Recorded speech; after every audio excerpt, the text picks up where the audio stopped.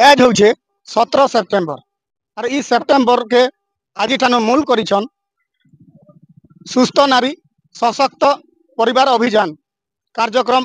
आमे वर्तमान अच्छु नुआपड़ा जिला बोडेन ब्लॉक रो डमझर स्वास्थ्य केन्द्र रे।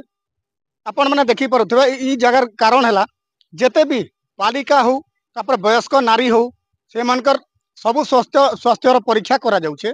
बालिका एवं सबु बयसर महिला स्वास्थ्य जांच एवं स्वास्थ्य सेवा कार्यक्रम चली इथिरे एही जेन अभियान रे अणुसंक्रामक जख्मा जनित रक्तहीनता सिकिल सेल और थैलेसेमिया आदि रोगर चिन्हट करा जाउछे। गर्भवती महिला तांकर स्वास्थ्य परीक्षा करा जाउछे आर जेन बयसानुजाई जेन मनकर बयस हिचे से मन के टीकाकरण दिया जाउछे। तत्संगे ऋतुस्राव जनित परिच्छन्नता एवं खाद्य तेल चीनी कम करने उपरे सचेतन करा जाउछे। ए स्थान जेन 17 तारिख सेप्टेम्बर रे मोदी जी आह्वान 17 सेप्टेम्बर थारू माननीय प्रधानमंत्री जन्म उत्सव आरंभ होउची सुस्थ नारी एवं सशक्त परिवार अभियान। यही कार्यक्रम माध्यम रे आमे समस्त समस्त माँ भौणी माननकु जन्मरु ऊपर पर्यंत मान जिते अधिक बयस पर्यंत हेले भी आमर किसी असुविधा नहीं। समस्त को आमे हेमोग्लोबिन टेस्ट करूचु, सिकलिंग टेस्ट करूचु, तापरे डायबिटीज टेस्ट करूचु, हाइपरटेंशन टेस्ट करूचु, बीपी चेकअप होची समस्तंकर। ये सब चेकअप करने द्वारा आमर मूल लक्ष्य होची जे गोटे परिवार केमती सशक्त हबो। कारण गोटे माँ जदि सशक्त नहला, गोटे नारी जदि सशक्त नहला ताहले तार परिवार सशक्त हबो नहीं। तेणु सशक्त हवा पई प्रथमे दरकार तार स्वास्थ्य।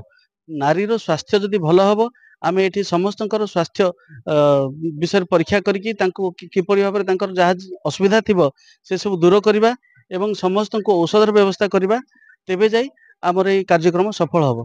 এই কার্যক্রম আমার চালিব এই 15 তারিখ রু এই 17 তারিখ রু আসন্তা 2 তারিখ পর্যন্ত এবং প্রত্যেক দিন এটি চেকঅপ হবো। আমার এই কার্যক্রম কেবল পিএসসি রে যে নুহে তাহা নুহে, পিএসসি সিএচসি এবং প্রত্যেক সব সেন্টার রে ମଧ୍ୟ এই কার্যক্রম চালছি। सबु सब सेंटर रे विभिन्न स्थान रे से माने 10-10 टी कैंप करिवे एवं प्रत्येक जगह रे कोनोसी लोकन को छडा हबो नै। सबु नारी माननकु सबु महिला माननकु आमे ए कार्यक्रम माध्यम रे आमे चेक करिवु एवं समस्त स्वास्थ्यर रिपोर्ट आमे पठा हबो, सब अपलोड हबो एवं ता ऊपर एक्शन हबो। धन्यवाद।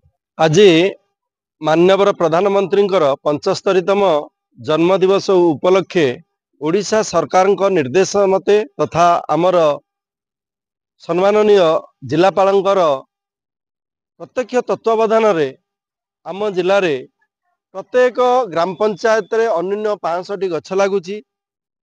आउ यहाकू छाड़ी आमर प्रत्येक अंगनवाड़ी केन्द्र आउ जेते एसएसटी स्कूल तत्सहित जेते शिक्षानुष्ठान एवं व्यक्ति विशेष समस्ते अनुप्राणित होई आमर या पूर्वर 3 दिन पूर्वर आमर बहुल भाव में प्रचार प्रसार माइक जोगे आम करूँ। आउ समस्त मन रे गोटे उत्साह उद्दीपना जागृत होईची। आउ सबु लेवल ले वर्तमान आमर बहुल परिमाण रे चारा रोपण सकाळु आरंभ हो जाइछि। आउ ताकू मेरी लाइफ पोर्टल ले चलीछि। तत्सहित आज आमर डमझर पीएससी रे गोटे सुस्थ नारी और सुस्थ समाज बा सुस्थ सशक्त परिवार पालन करा जाउछि। ए मान्यवर प्रधानमंत्री 75तम जन्म दिवस उपलक्षे आपण माने जानिछंती जे भारत बा ओडिशा एक पितृकेन्द्रिक फैमिली रे बा परिवार रे साधारणतः नारी मानकु टिके अवहेला करा जाई थाए।